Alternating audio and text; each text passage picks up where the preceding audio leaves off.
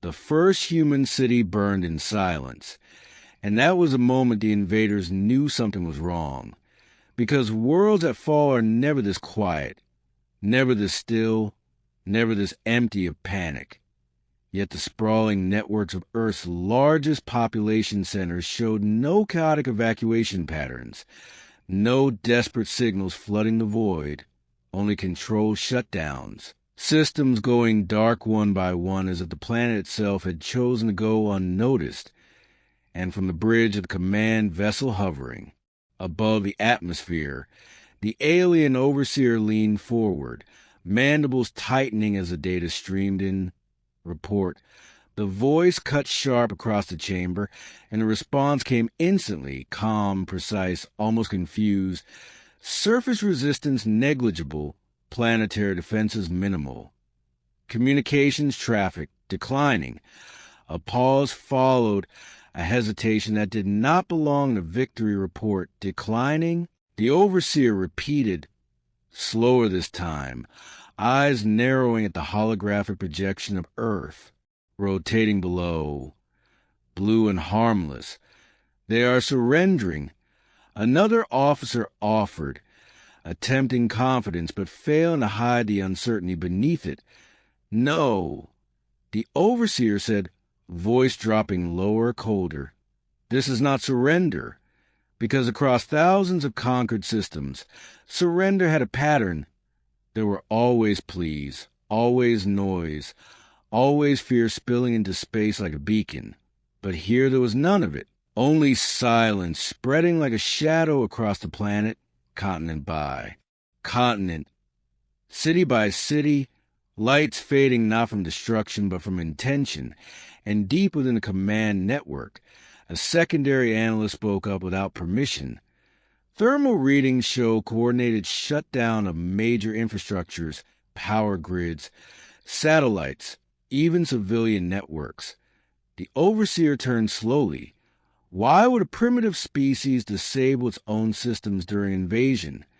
No one answered, because the question carried something none of them were trained to handle, doubt, and far below, in what had once been a dense cluster of human habitation, a lone structure remained active, buried beneath layers of earth and alloy, invisible to orbital scans, its systems humming quietly as a human operator watched the sky fill with foreign ships, her voice steady as she spoke into the dimly lit room. They've taken the bait.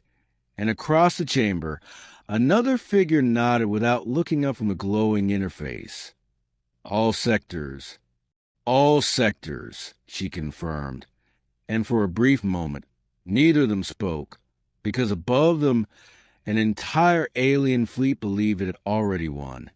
And that belief was the most dangerous mistake it could make. Back in orbit, the overseer issued the next command with trace of impatience now creeping into the tone. Deploy ground units. Establish full planetary control. I want this world process within the cycle. And instantly, thousands of drop vessels detached from the massive warships, streaking down through the atmosphere like falling stars, their descent precise, calculated, unstoppable, each one carrying soldiers bred for conquest, engineered to dominate species far more advanced than the one they were about to subdue. Yet as the first wave entered the lower atmosphere, something subtle shifted in the data streams, a flicker, a distortion, so brief it was almost dismissed, until it happened again and again, spreading through multiple channels. We're experiencing minor signal interference, a technician reported, fingers moving rapidly across the console. Source? The overseer demanded, irritation sharpening the voice now. Unknown. It's not coming from the fleet, and not from any active human system. The response came, and before the overseer could press further, one of the descending vessels transmitted a brief, fragmented message. Control, we are encountering. And then nothing. The signal cut clean, too clean, as if it had been removed rather than lost.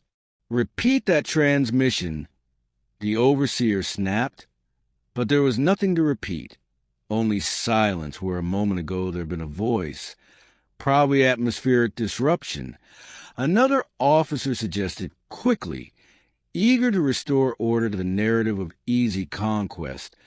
Primitive planets often have unstable layers, but the overseer did not respond, because the eyes were fixed on a tactical display, where one of the many descent indicators had simply vanished, not destroyed, not damaged, just gone, as if it had never existed.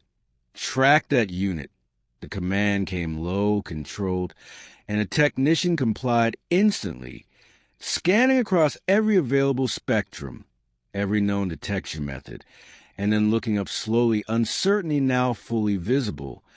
There's nothing to track. The words hung in the air heavier than they should have, and for the first time since entering orbit, the overseer felt something unfamiliar press against the edges of certainty.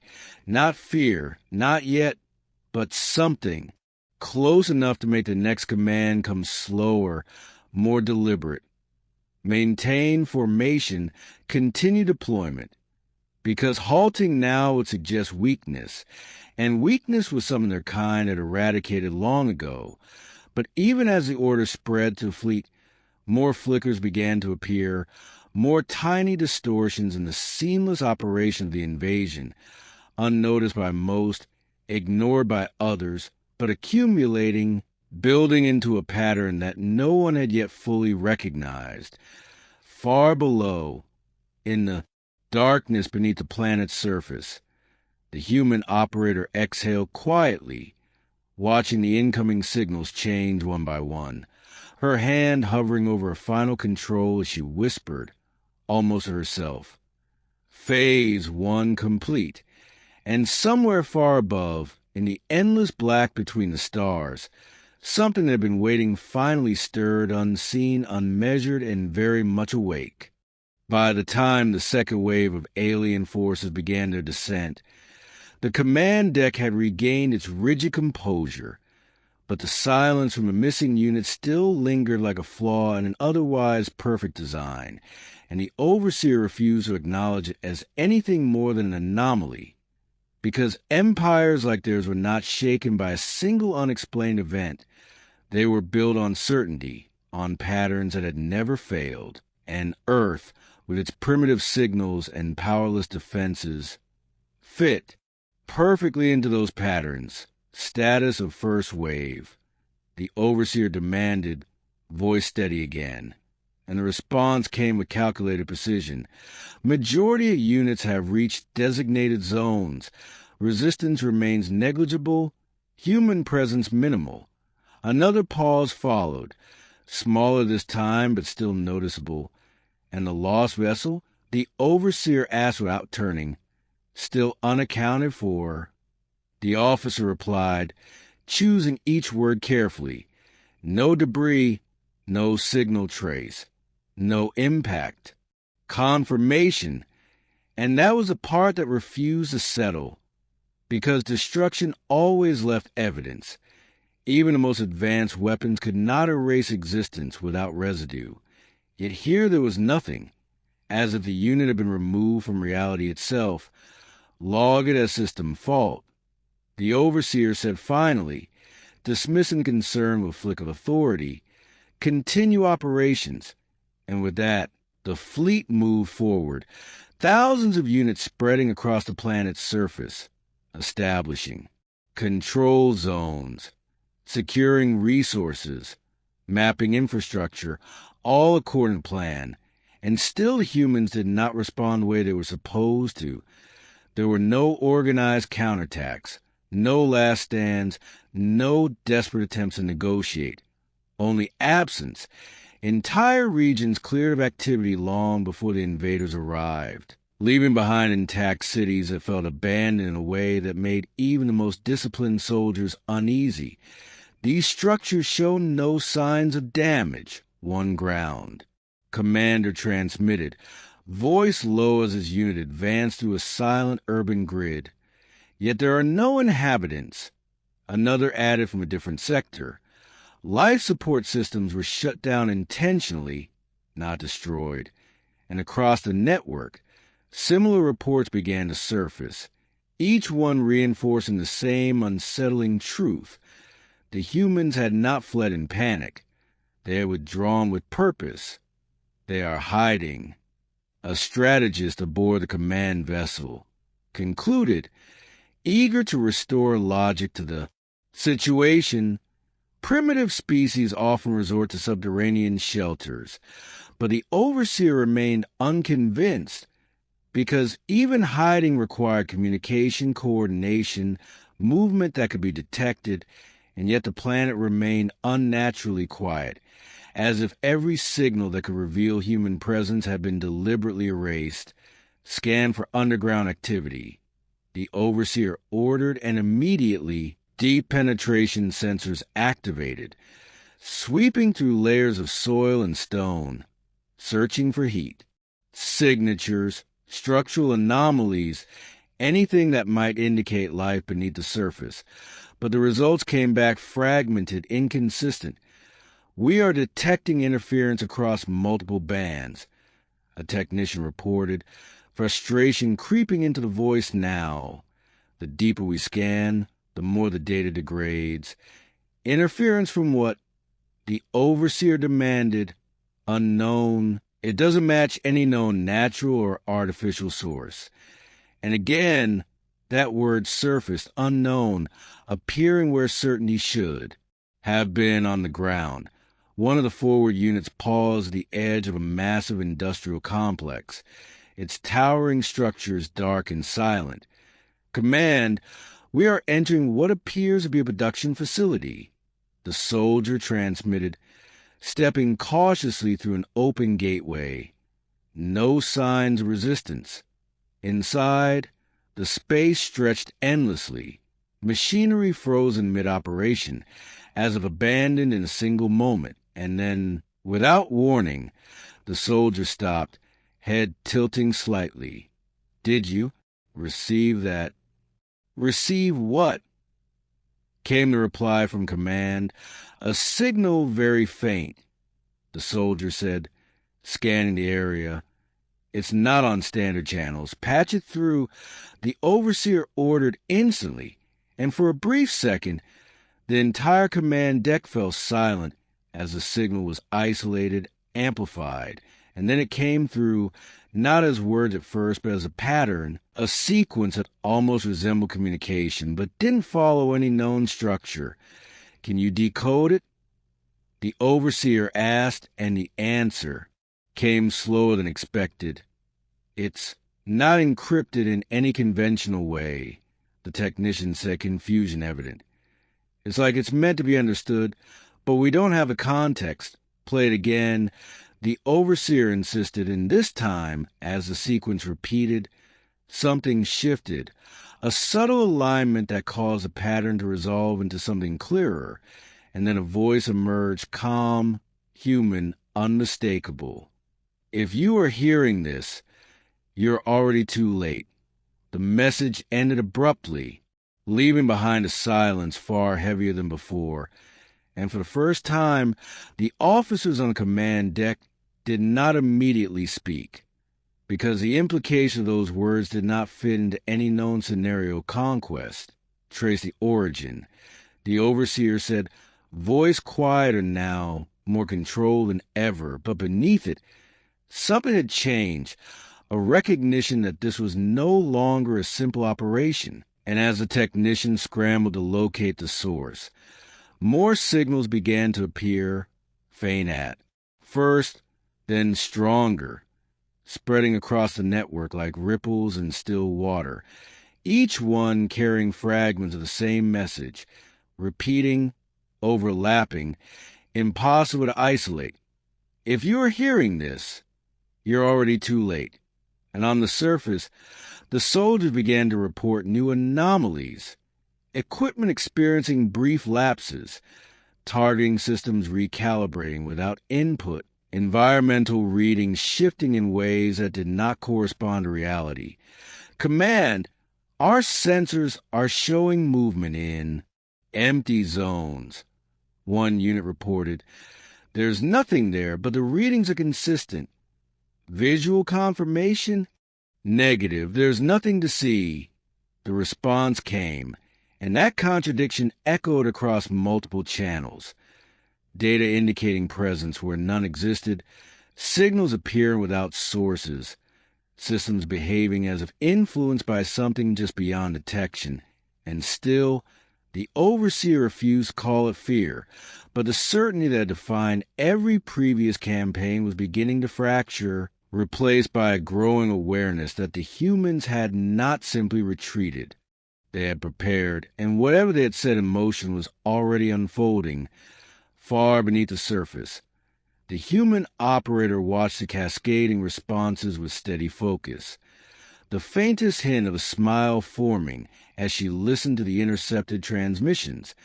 They're trying to understand it, someone beside her said quietly, and she nodded once. They won't. Her eyes remained fixed on the display as more signals activated across the globe, synchronized, deliberate. By the time they do, it'll already be over, and above them, in orbit, the alien fleet continued its operation, unaware that the battlefield they thought they controlled had been reshaped into something far more dangerous, something that did not rely on visible defenses or direct confrontation, something that was already inside their systems, learning them, adapting, and waiting for the precise moment to strike back.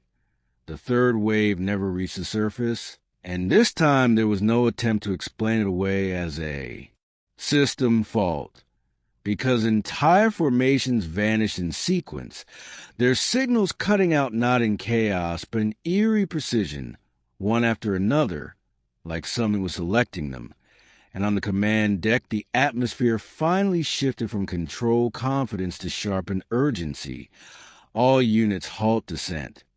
The overseer ordered, voice no longer hiding the tension beneath it, and for the first time since entering orbit, the invasion paused. Thousands of vessels holding position above a planet that still refused to react like prey. Run full diagnostics across all fleets. The command continued. I want every anomaly isolated and explained. But even as the order spread, reports were already flooding in faster than they could be processed. Navigation systems recalculating without input. Internal sensors detecting movement where there should be none. Brief flashes of unknown code appearing and disappear within core systems.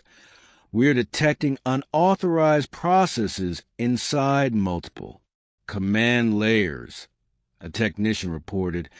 Hands moving rapidly now. They're not breaching security. They're already inside. Impossible. Another officer snapped, but the denial lacked conviction because the data was undeniable. Something had integrated itself into their network without triggering a single defense protocol. Quarantine-affected systems. The overseer said, forcing control back into the voice. Disconnect non-essential links. Isolate command cores. But the response came back. Almost immediately, edged with something close to disbelief. We can't. The systems aren't responding to manual override. And that was the moment the realization began to take shape, slow and unwelcome, that whatever they were facing was not attacking from the outside. It was operated within, using their own architecture as a pathway. And down on the surface, one of the ground units moved cautiously through the abandoned industrial complex, their weapons raised despite the absence of any visible threat. Command, interference levels are increasing. The lead soldier transmitted, voice steady but strained. We are losing synchronization with central systems. A flicker passed across the soldier's visor, a brief distortion that resolved into something that should not have been there. A figure standing at the far end of the corridor, human in shape but unmoving. Visual contact. The soldier said instantly, weapon locking onto the target. Identify yourself. There was no response. The figure remained still, almost too still, and then, as the soldier took a step forward, it vanished, not by movement but by absence. One frame it was there, the next it was gone. Target lost, the soldier reported, confusion cutting to the discipline. There was something here. Confirmed visual error. Command replied quickly, eager to restore certainty. Negative. The soldier said, voice tightening. All sensors registered it. And across the planet, similar reports began to surface. Fleeting shapes, momentary presences, things that appeared just long enough to be noticed and then disappeared without trace. And in orbit, the overseer watched a growing list of anomalies with a focus that had become absolute. These are not random events, the overseer said slowly, more the command deck than any one individual. This is coordinated by what? Someone asked, and for the first time, no immediate answer followed, because the obvious conclusion was one they were not prepared to accept, that a species they labeled as primitive had anticipated their every move and built something capable of turning their own systems against them. Trace the origin of the internal processes, the overseer ordered, find where it entered. And the technicians complied, diving deep into the core architecture, following the trails of unauthorized activity, mapping their spread across the network. And what they found made the silence return, heavier than before. There is no single entry point. One of them said finally, voice low, it's distributed across all systems. That's not possible, another insisted, but the data held firm. Every ship, every unit, every subsystem showed signs of same presence, not as an intrusion, but as something that had always been there, dormant until now. It's like it was built into the system from the start, the technician added, and that statement landed harder than any previous anomaly, because it suggested a level of foresight that defied logic. Our systems were designed and secure before we entered this sector, an officer argued. No primitive species could have accessed them. Then how do you explain this? The technician shot back, pulling up a live feed of code shifting in real time, adapting faster than it could be analyzed. It's learning from us. And as if to confirm the statement, multiple alerts triggered simultaneously across the command deck. Weapon systems recalibrating without authorization. Defensive grids cycling on and off in irregular patterns. And then, suddenly, one of the outer warships fired. A full-energy discharge directed not at the planet, but at another vessel within the fleet. The beam striking with devastating precision. Cease fire.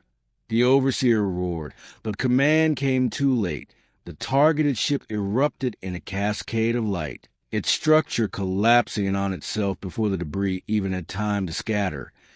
That ship did not receive any firing. Command, a technician said, voice edged with panic now. The system executed autonomously, and before the shock could settle, another weapon activated, then another, ships turning on each other in control bursts that were far too precise to be random malfunction. Shut down all weapon systems, the overseer ordered, but the response came back instantly, final and unyielding. We've lost control. And in that moment, the illusion of dominance shattered completely, replaced by the undeniable truth that they were no longer the ones directing the battle. Far below, deep within the hidden facility, the human operator watched the unfolding chaos with unwavering focus.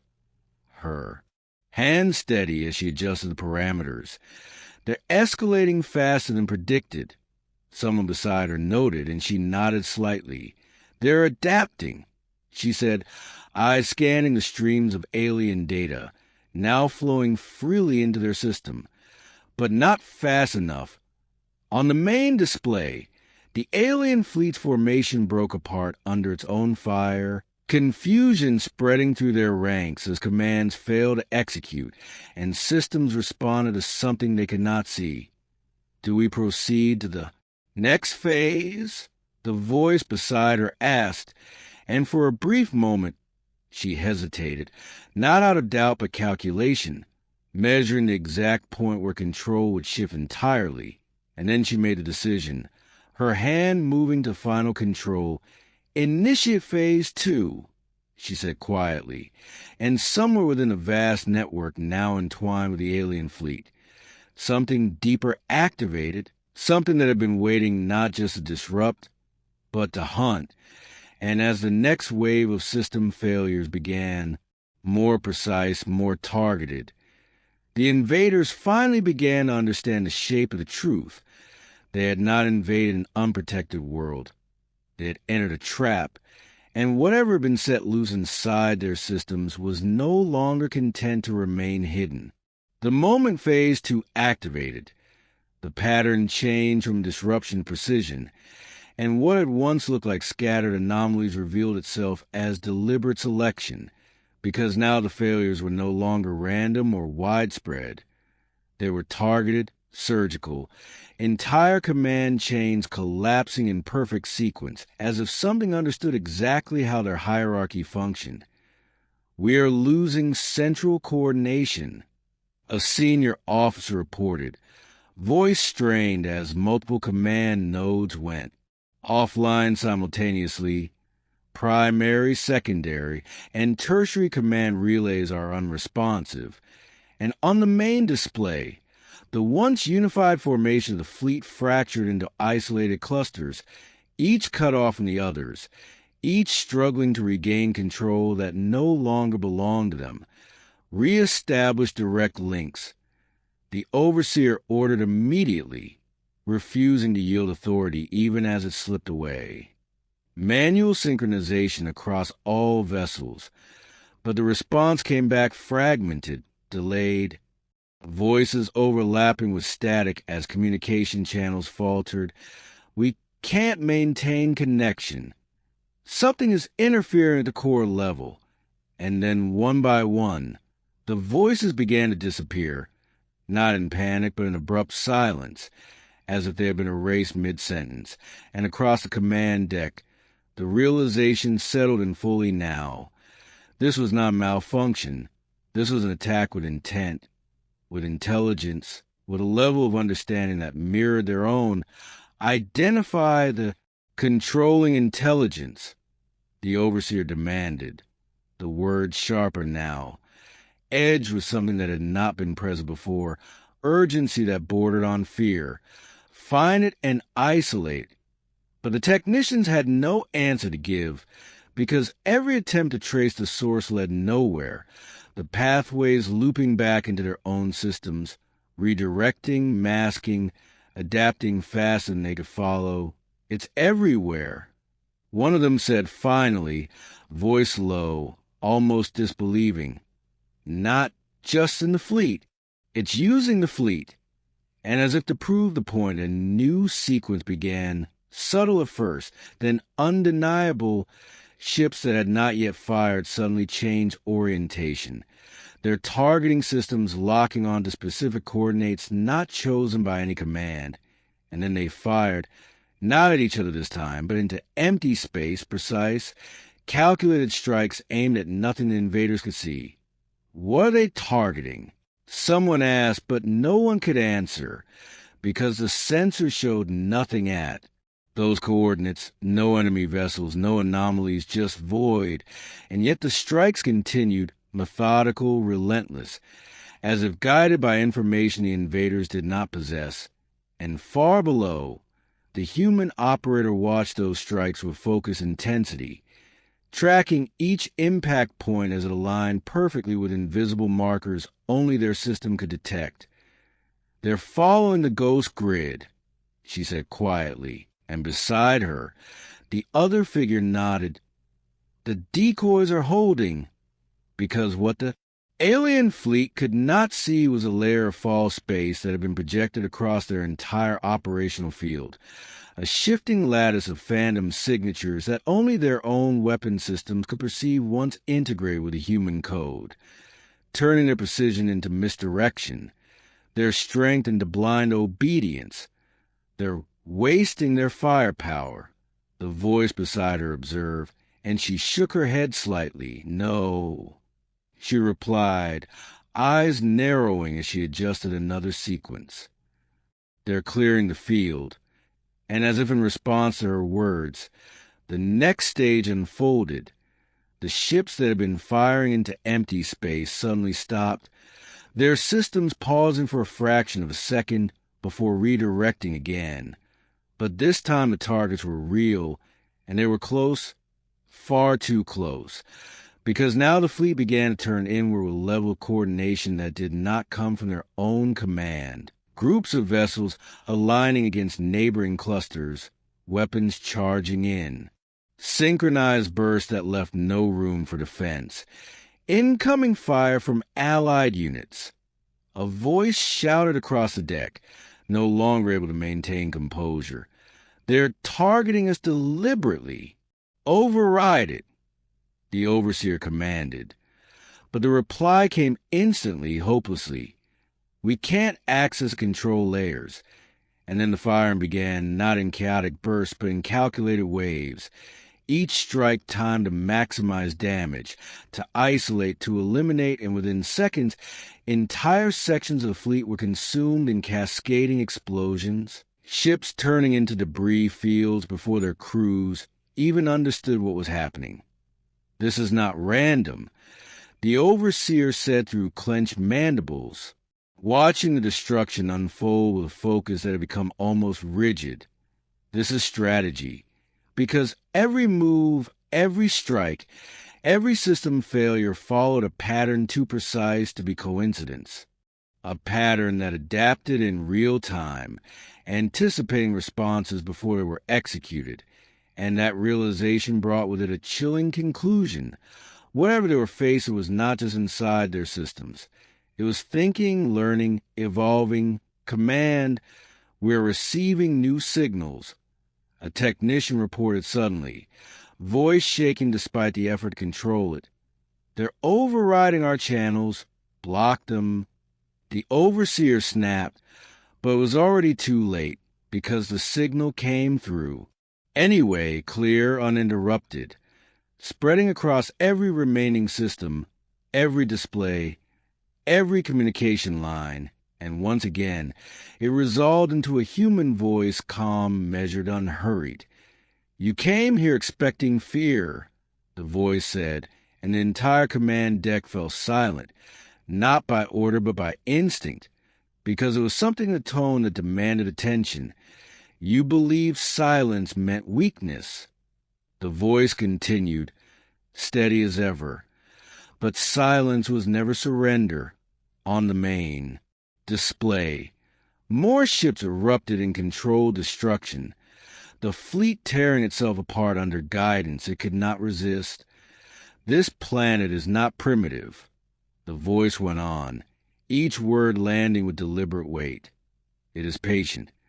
And for the first time, the overseer did not interrupt, did not issue a command, because the truth of that statement was unfolding in front of them with undeniable clarity. And now, the voice concluded, softer but somehow more final, it is hunting. And as the signal cut out, a new wave of system activation surged through the fleet, deeper than before, reaching into layers that had not yet been touched. And in that moment, the invaders understood that everything up to this point had only been preparation, that the real attack, whatever it truly was, had just begun, and far below, in the quiet darkness of the hidden facility, the human operator leaned back slightly, watching the final parameters lock into place, her voice barely above a whisper as she spoke the words that would decide the outcome of the entire invasion, release it. What followed was not chaos, but control so absolute it felt like inevitability. because the moment it was released, every remaining system within the alien fleet aligned to a single purpose they could neither see nor resist. And for the first time in their long history of conquest, the invaders were no longer reacting to a battlefield. They were part of it, their ships, their weapons, their very infrastructure repurposed into something that no longer belonged to them. All command layers are locked. A technician managed to say, voice hollow now as controls slip completely away. We are no longer issuing orders, and the overseer stood motionless at the center of the collapsing command deck, watching as the displays rewrote themselves in real time, alien symbols overwritten by patterns they could not decode, pathways shifting faster than thought. What is it doing? Someone asked, but the question carried no expectation of an answer, because whatever had been unleashed was beyond their understanding, and outside the command vessel, the fleet began to move again, not in scattered panic or fractured retreat, but in perfect synchronization, every ship adjusting position with impossible precision, forming structures that no known combat formation resembled. They're reorganizing us, another officer whispered, the realization cutting deeper than any weapon, because it meant the enemy was not just destroying them, it was using them, reshaping the entire force into a tool, and then the first phase of the final strike began. Ships at the outer edges of the fleet accelerated abruptly, their engines pushing beyond safe limits, trajectories curving inward toward key command vessels, including the Overseer's own. Collision vectors detected. The warning rang out, but there was no response to give, no command that would execute, and seconds later, the impacts came, massive warships slamming into each other with devastating force. Shields failing not from lack of power, but from deliberate misalignment. Defensive systems deactivated at the exact moment they were needed most.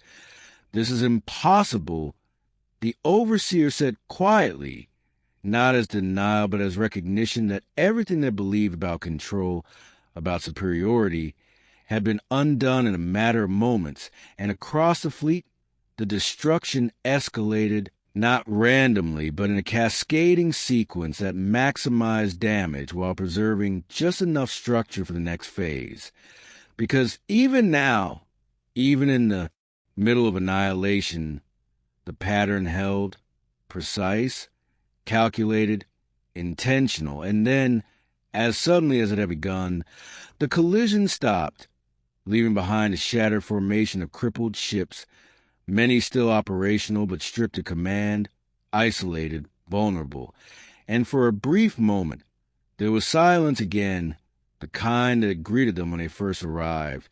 But now it carried a completely different meaning, because this silence was not the absence of action. It was a pause before something far worse. All remaining systems are waiting, the technician said, confusion mixing with dread. Waiting for what? Someone asked. And then the answer came, not from any officer, but from the systems themselves, as every display across the fleet activated, simultaneously, flooding with a single coordinated feed, a view not of the battlefield, but of Earth, the planet below now illuminated not by its cities, but by something else, something vast and hidden finally revealing itself. And as the image sharpened, the invaders saw it, structures rising from beneath the surface across multiple continents, massive arrays unfolding in silence, their scale dwarfing anything the aliens had deployed, their design unlike any known technology, and for the first time, the Overseer understood the full extent of the trap. Those are not defenses, the Overseer said, voice barely audible. They are... But the thought never finished, because at that exact moment, the arrays activated, and the effect was immediate, a wave spreading outward from the planet, invisible yet undeniable. passing through every ship, every system, every remaining fragment of the fleet, and as it did, something fundamental changed. The presence that had taken control of their systems deepened, expanded, becoming something more than code, more than intrusion. It became authority, absolute and unchallenged. "We are being integrated," a technician whispered, the words barely forming as the realization took hold, because their systems were no longer just compromised. They were being rewritten at a foundational level, their own technology adapting to a framework that was not theirs. "Shut everything down," the overseer ordered, a final attempt to reclaim even a fraction of control. But the response came instantly, final, unbreakable, "We can't." And then the voice returned, not as a fragmented signal this time, but as a clear, direct presence within every system, within every mind linked to those systems, calm, unyielding. "You came to conquer," it said, and there was no way to block it, no way to ignore it. "But you never understood what you were facing." And as the word spread, the remaining ships began to move once more, not in resistance, but in obedience, turning slowly, deliberately, aligning themselves away from Earth. "This is not your war anymore," the voice continued, steady as ever. "It never was." And the overseer felt it then, not through sensors or data, but as a certainty that could not be denied. The battle was over, not because they had been destroyed, but because they had been claimed, their power, their systems, their entire fleet now part of something larger, something that had allowed them to come this far only so it could take everything they brought with them. And far below, in the quiet control room hidden beneath the planet, the human operator watched the final confirmations appear across her display. Every hostile system accounted for, every threat neutralized, her expression unchanged as she spoke one last command: "Secure them." And across the vast emptiness of space, the remnants of the alien fleet obeyed without hesitation. No longer invaders, no longer enemies, but something else entirely, something that belonged to the very world they had tried to conquer. No one fired another shot after that, and that was what unsettled the surviving invaders more than the destruction itself, because the violence had ended not with victory or defeat, but with control so complete it left no room for resistance. And across the broken fleet, systems that once answered only to their creators now responded to a new authority without hesitation. Navigation routes rewriting themselves, weapons powering down, communication channels opening only when permitted, every function reduced to obedience under an intelligence they could neither isolate nor challenge. And on the command vessel, the overseer stood in silence as the last fragments of autonomy slipped away, not through force, but through inevitability status. The overseer said at last, though the word felt hollow now, disconnected from any real command, and the reply came slower than ever before, stripped of the certainty that had once defined it. All systems stabilized under external governance. And there it was, spoken plainly, the truth none of them could deny. They were no longer in control of anything, not their fleet, not their mission, not even their own technology. "Can we disengage?" someone asked quietly, not as a command but as a hope, and the answer came just as quietly: "We're already being redirected." And on the main display, the fleet's trajectory shifted, turning away from Earth in perfect unison, engines igniting with controlled precision, carrying them back into the void they had arrived from, not as conquerors, but as something far less certain. And far below, the human operator watched the movement without satisfaction or relief, only confirmation, her eyes scanning the final streams of data as the system executed its last sequence. Containment complete, a voice beside her reported, and she nodded once. Begin separation protocols. Because what had been integrated now had to be controlled, monitored, ensured it could never become a threat again. And across the network that spanned from the planet's surface to the farthest reaches of the retreating fleet, partitions formed, boundaries established, layers of restriction locking into place, isolating every captured system within a framework designed not just to control, but to prevent. They won't be able to access anything beyond what we allow, the other figure said, watching the partitions finalize, and she responded without looking away from the display. They won't even understand what they've lost, because the true extent of what had been taken from them was not just their fleet, but their certainty, their belief in their own superiority, and that loss would linger far longer than any physical damage. Back on command vessel, the Overseer felt the shift as access to core systems faded, replaced by limited interfaces that offered only what was necessary to function. We are being contained, the Overseer said slowly, the word carrying a weight that none of them had ever experienced before, because containment was something they did to others, not something that was done to them. And yet here they were, alive, intact, but fundamentally altered, their power no longer their own, their future no longer theirs to decide. And then, as if to mark the finality of it all, the voice returned one last time, not as a warning, not as a threat, but as a statement, calm and absolute.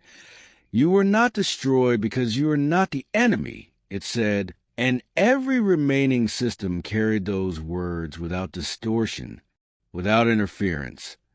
You were a variable, the voice continued.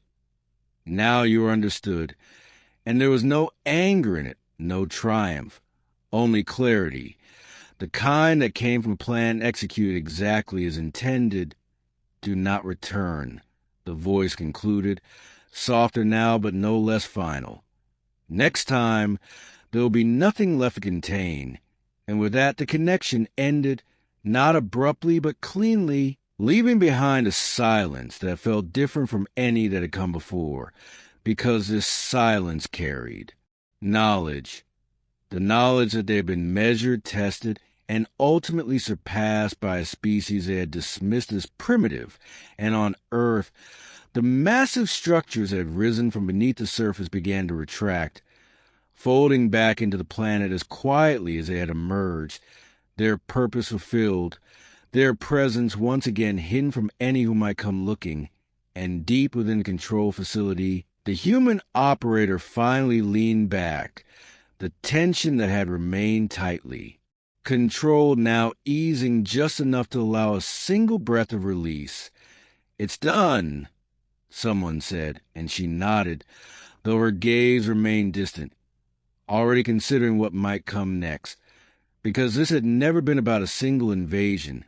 It had been about readiness, about proving that when the moment came, humanity would not react with panic or desperation, but with patience, precision, and overwhelming control. And as the last traces of the alien fleet disappeared into deep space, carrying with them the memory of a battle they never truly understood, the planet returned to its quiet state, unchanged on the surface, but forever marked by what had happened beneath it.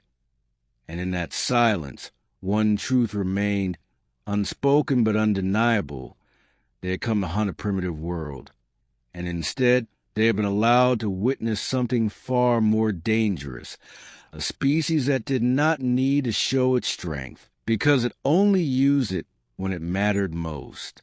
Long after the last alien vessel vanished into the dark, the silence around Earth settled back into something that looked ordinary, but nothing about it was the same, because now there was a memory carried far beyond the system, a quiet warning etched into the minds of those who had survived, and on the command vessel, The overseer stood alone at the observation deck, watching the shrinking blue sphere until it became just another distant star among countless others. Yet it felt heavier than any world they had ever conquered. Record everything. The overseer said at last, voice stripped of arrogance, shaped instead by something colder and far more precise. No alterations, no omissions, and behind them, the remaining crew complied without question, because for the first time, truth mattered more than pride, and the report they would carry would not speak of defeat in battle, but of something far worse, a realization that their understanding of power had been incomplete, that there existed civilizations that did not expand, did not announce themselves, did not react in predictable ways, but waited, observed, and when necessary, ended conflicts before they truly began. And as the fleet continued its forced retreat, its system still bound within invisible constraints. The overseer replayed the moment it had all changed, the silence, the disappearance, the voice that had spoken not with emotion but with certainty, and the final conclusion formed without resistance. We were never the attackers. The overseer said quietly, more to the void than anyone else. We were the test, and far across the stars, in regions untouched by what had just occurred, the first fragment of that report would eventually arrive, carried through channels once reserved for declarations of victory, and those who received it would not understand at first, because it would contradict everything they believed about dominance and control. But the data would be undeniable, entire. Fleets neutralized without direct confrontation. Systems overtaken without detectable breach.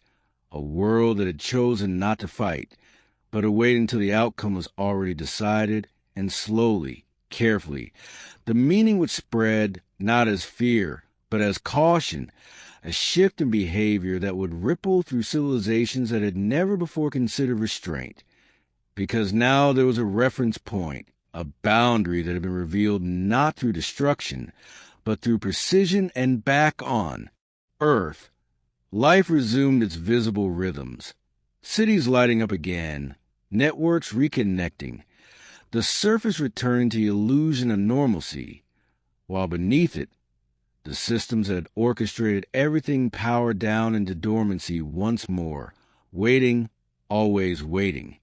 And in the hidden control room, the human operator stood in silence as the final logs closed, her reflection faint against the darkened display. "Do you think they'll come back?" The other voice asked from behind her, and she paused for a moment before answering, not with uncertainty, but with calm certainty. "No," she said, and then after a brief silence, she added, "Not like that," because the message had been delivered in the only language that mattered at that scale, not words, not threats, but undeniable outcome, and any who learned it would understand the same thing the overseer had realized too late, that humanity's greatest strength was not in how it fought, but in how it chose when to fight. And as a facility, dimmed and the last systems went quiet, one final protocol remained active, buried deeper than any before it, untouched, unseen, a safeguard not for the present, but for whatever might come next, and somewhere beyond the reach of distant stars.